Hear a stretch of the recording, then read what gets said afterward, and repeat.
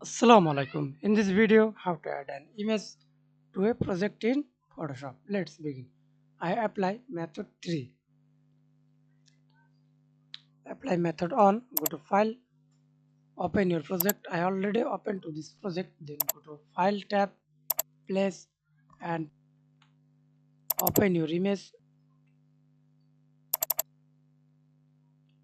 Hold shift resize.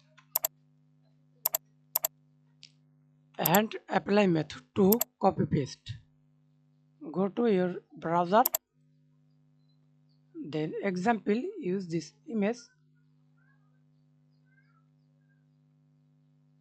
Right click, copy image.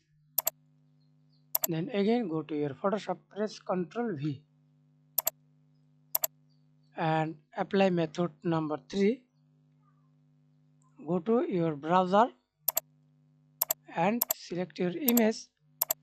Simply click and drag on your mouse. Then open your window.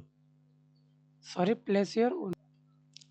That's it. Thanks for watching video. Please subscribe to my channel, like, comment, share.